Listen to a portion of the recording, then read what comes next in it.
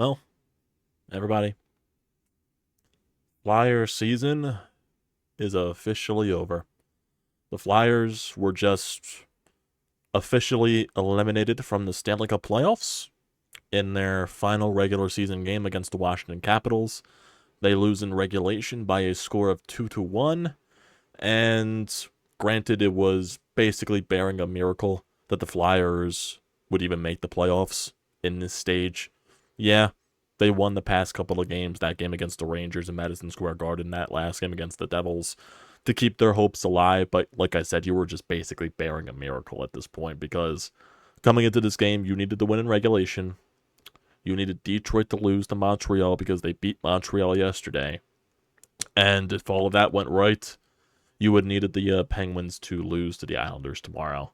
And sadly, even before the game even ended, you found out that you were just eliminated because the Detroit Red Wings tied the Montreal Canadiens with 3 seconds left in the third period after Montreal with a goddamn dumbass icing.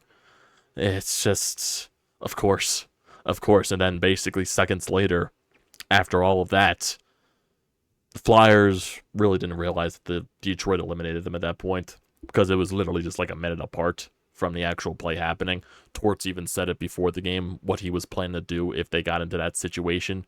Tie a game late in the third period. The Flyers were desperate. They had to win in regulation. If he saw a chance to do it, he was going to pull Sam Ersson for the empty netter to get the extra attacker out there. And Washington just put it into the empty net. And they got a free goal in an empty net where the entire Twitterverse questioned why the hell is John Tortorella even doing that. I understand the idea behind it because you did have to win in regulation. You go to overtime, you're eliminated.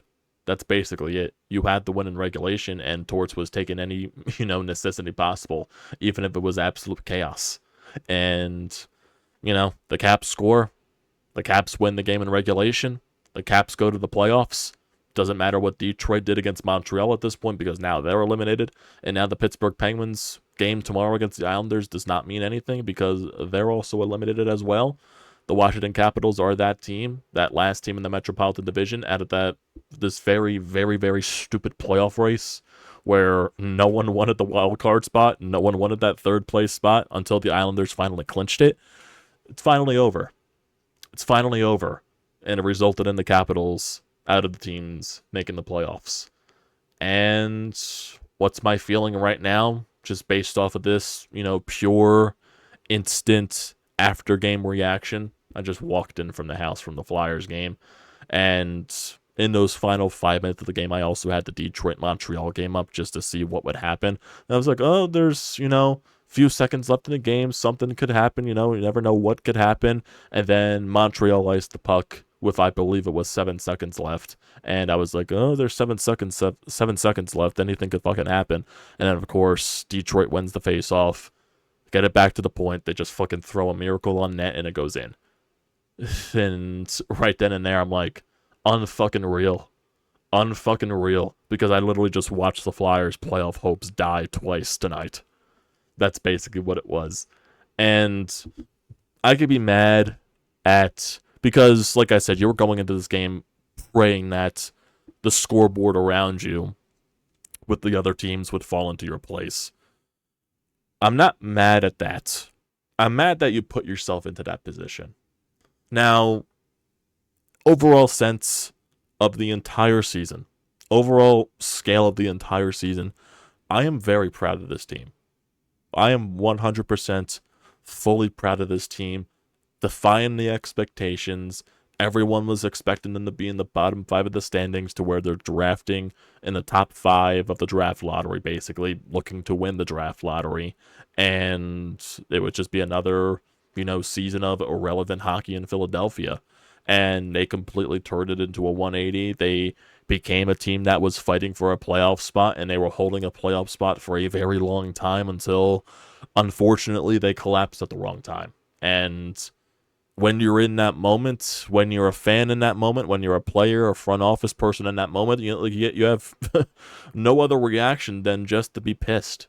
Because, yes, you understand the entire gist of the season, but when you get that taste, when you get that feel, when you get that emotion back of possibly making the Stanley Cup playoffs, because you know when you get into the Stanley Cup playoffs, anything could possibly happen. That's the beauty of hockey, that it's completely unpredictable. A team that just gets into the playoffs on the skin of their teeth goes on a deep run, all the pressure's gone, they play with the house money, they go on this deep run upsetting a lot of teams, and they make the conference finals, they make the Stanley Cup finals. Sometimes it doesn't work that way. Sometimes it happens. That's not necessarily saying it was going to be this Flyers team, but you never know. And like I said, once you get that taste and once you get that feeling that you might get to the playoffs, for it to just slip out of your hands like that just makes it all the more frustrating. And realistically, during that 8-game losing streak, all you had to do was literally just win probably 2 games out of that. And you lost to Montreal twice. You got blown out by Chicago. You got blown out by Columbus. You lost to Buffalo. Those are teams that you should beat. Those are teams that you should beat. And that came back to wholly bite you in the ass. You were getting a lot of help during that losing streak, and that's what kept you involved.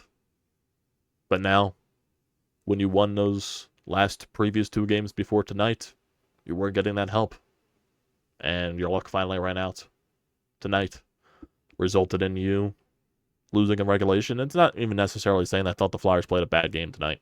I don't think they did. Capitals, they were playing a grindy game. They were playing a stingy game. Very defensive-minded. And the first goal of the game for the Capitals, throwing a puck on net, and just happens to go off the chest of Alex Ovechkin. Of course, Alex Ovechkin in important situations finds a way. He gets the goal. But even before this, the Flyers should have been up 1-0 if it wasn't for the referees. Flyers throw the puck on net, goes off of the goaltender, flies up into the air. Ref has no idea where this puck is, and he decides to blow the play dead when the puck did not touch any safety netting. It just flew up into the air and came right back down, and then eventually hit off the skate of Joel Farabee and went into the back of the net. But the ref blew the play dead because he lost sight of the puck. And it should have been a goal. They were never going to reverse it. They just never were, because it always goes down to the play was dead. Intention to blow the whistle. Refs never overturned that. And they came back to bite the Flyers. Caps make it 1-0.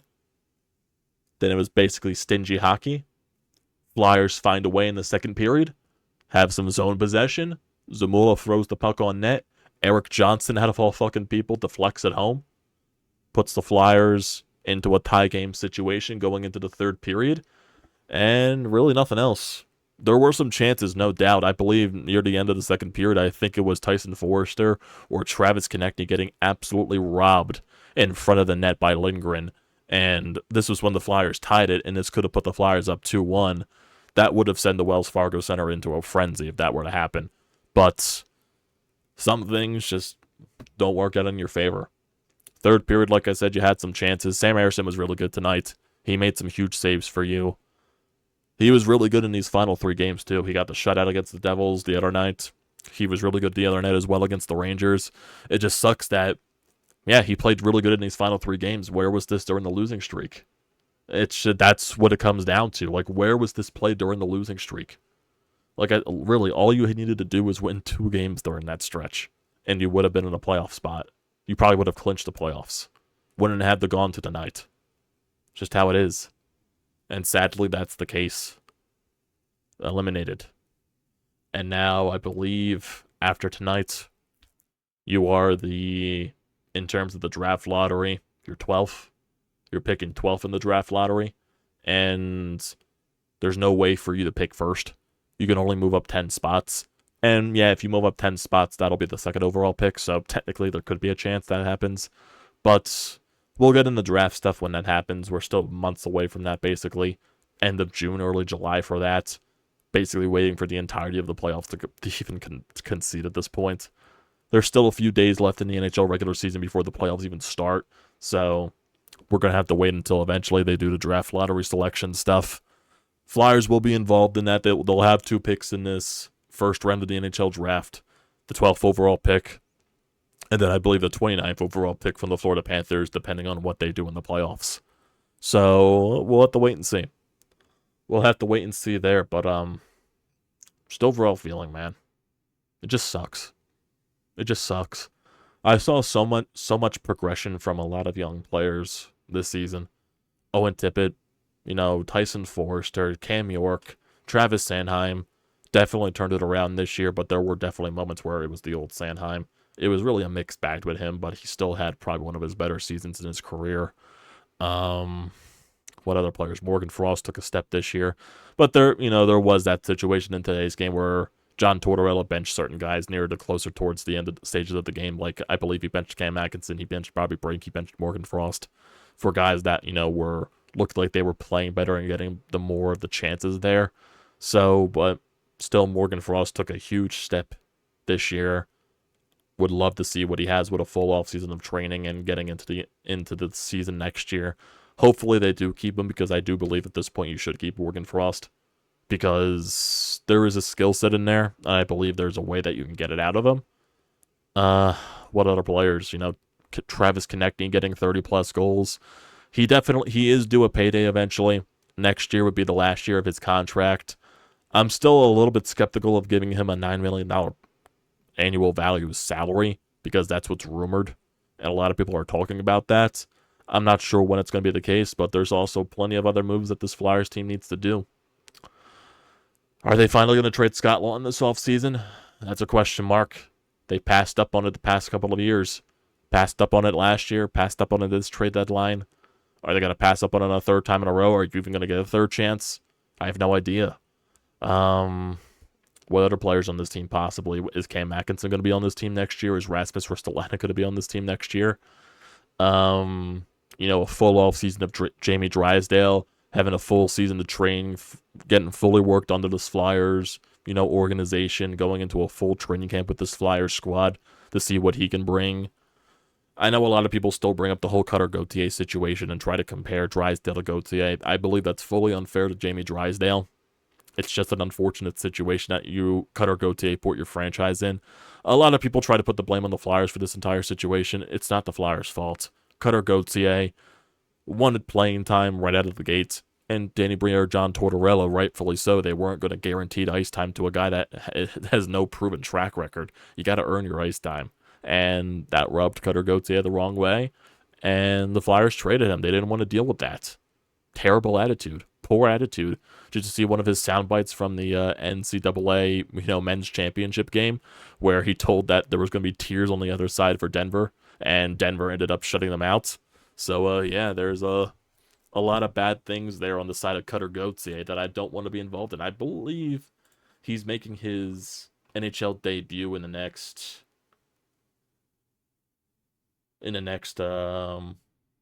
couple of days here, if I'm not mistaken. I'm not sure if Anaheim played tonight. I'm not sure. Do they play tonight? Does Anaheim play tonight? I'm not entirely sure. No, they do not. So let's see. Does Anaheim play tomorrow? Anaheim does not play tomorrow. Do they play Thursday? Anaheim, they play Thursday. So that'll be Cutter Gauthier's debut Thursday, most likely. Last game of the season for the Ducks against the Vegas Golden Knights. So that would be interesting. That would definitely be interesting there. But there's 2 more days left in the NHL season. None of these games really matter at this point because playoff spots are fully clinched. So, Penguins Islanders doesn't matter anymore. Leafs Tampa doesn't matter. Blues Stars doesn't matter. Coyotes Oilers doesn't matter, even though that this probably is the Arizona Coyotes' last game in Arizona. So they're most likely moving to Utah, so that would be interesting. Thursday's games don't matter. Kraken Wild, Jets Canucks, all these games don't matter at the end of the day. So it just sucks, man. It just sucks. Another year for Flyers hockey without playoffs. And really, if you throw away the 2020 bubble playoffs that the Flyers made, Flyers have missed the playoffs 6 seasons in a row. If you think about it, technically 5 of the last 6 seasons, the Flyers have missed the playoffs. And that's 6 seasons in a row not seeing playoff hockey in the Wells Fargo Center. The last time there was playoff hockey in the Wells Fargo Center was 2018, when the Flyers lost in 6 games to Pittsburgh. That was the last time we saw playoff hockey at the Wells Fargo Center. Didn't think it would take that long, but it's been that long. Well, how fast time flies. That really just shows you over those years how poorly the Flyers were ran. And I fully do believe in Danny Briere and Keith Jones and, Dan Hilfrey's new, philosophy with the way this team is, being built now. I believe in Danny Briere to what he has to do in this offseason. Same thing with Keith Jones. They've already stated John Tortorella is most likely going to be behind the bench, even though that wasn't from Danny or Jonesy. That was from Dan Hilfrey on the Snow the Goalie podcast. There's full expectation that Tortorella is going to stay behind the bench, which I don't mind. I don't have an issue with it. There's going to be people in the Flyers land that have an issue with it because there's now some people in Flyers land that is turning on John Tortorella for certain things that he did this season. Is John Tortorella the perfect coach now? I think he's still a good coach in this league, in my honest opinion. But, and yeah, John Tortorella is not going to be the coach when this team finally is ready to take that next step. He's not going to be the coach. Whether it's going to be, Brad Shaw, whether they bring a new coach in, if Craig Berube sticks around and stays until he's ready for the head coaching gig. There's a lot of things, or, Danny Briere goes outside of the bus. We'll wait and see there. But, there's a lot of things that Danny can do this offseason. Whether that's, during the draft, making some big trades. There was, some trades in the well room during the trade deadline that the Flyers were involved in and some rumors. There were some rumors about, Jacob Chikrin and all that stuff, Thomas Chabot. Those guys from Ottawa. Could Danny Briere still be in the mix for those guys? Does Danny Briere try to go out and get a young player, young center for this team? There's question marks there. You have connections with Anaheim with the Jamie Drysdale trade. Do you try to go after maybe a Trevor Zegras because Anaheim might not want to keep him? There's question marks there. There's a lot of things that Danny can do, and I'm very excited to see what he can do this offseason. Definitely excited to see that. I would love to see Matvei Michkov find a way to come over here next season. I don't think it's going to happen, but you never know. The Flyers kept the whole Fedotov situation under wraps when he came over. Same thing basically with Kolosov, so anything can happen at this point. And it feels like, the whole situation with Russia and the NHL, it's starting to be lifted a little bit more because now I believe the CHL, the juniors in Canada, they're lifting the ban on Russian players getting into that draft for the CHL. So I think there could be more of a leeway here. So we're definitely going to have to wait and see. There. I would be ecstatic if Danny and Jonesy could find a way to get Michkov here this offseason. I would love that. I would absolutely love that. It would be amazing. I need it. I need it in my veins if I could see Matvei Michkov next year. Because the Flyers need a superstar. And Matvei Michkov has the potential to be a superstar in this league. He was, if it wasn't for the situation going on in Russia during last year's draft, Michkov probably would have been the second overall pick behind Connor Bedard. And he fell to you because teams were afraid to take him. So, just a sad feeling right now, boys. Just sad. I'm angry at this team for falling short and collapsing, but it's not going to fully blind my view for what happened this entire season. I thought this team took a step in the right direction. Now we just got to see this plan continue. We got to see this blueprint continue. What does Danny and Keith Jones do this offseason? How do they progress this? What people do they trade away? What people do they bring in? Whether that's through trades, the draft, and everything like that. We're just going to wait and see. This team is still nowhere close to ready. No way in hell. They still need a lot of talent. In my honest opinion, high-end talent. And we're just going to wait and see how Danny gets that. Maybe he could find something in this year's draft. Maybe the Flyers get lucky again and they, shoot up the draft board in the lottery. It's possibilities. But, we're just going to have to wait. But that's, another Flyer season in the books. Last year was just a I'm not talking about this year. Last year, that garbage season where everything was just going wrong in the whole, front office and all that shit until they eventually reshaped everything. That was just a year where my first time in my lifetime that Flyers hockey was irrelevant to me, that I barely even watched the games. They got me back this year. They sucked me back in. And I've been a Flyers diehard since day one. You know this from the channel branding and all that stuff. You can easily tell that Flyers are my number one team here in Philly.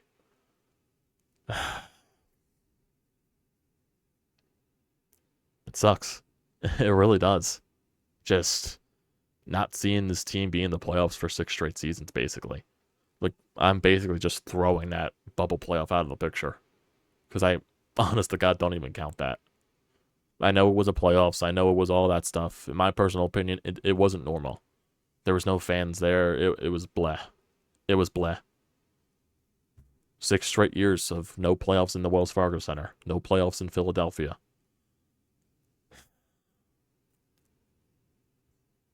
It just hurts. Stings. But this team will learn from this. These players, Owen Tippett, Tyson Forrester, Konechny, Frosty, Drysdale, York, they'll learn from this. Erson will learn from this. And we'll see what team gets put together next season. And we'll see the plan from Danny and Jonesy continue on how they blueprint out this offseason. I'm sure it's going to be a big one. It'll be exciting. And it'll be a very fun offseason. I can guarantee that. We're just going to have to wait, though. We're just going to have to wait until the Stanley Cup playoffs are over and see what team lifts Lord Stanley.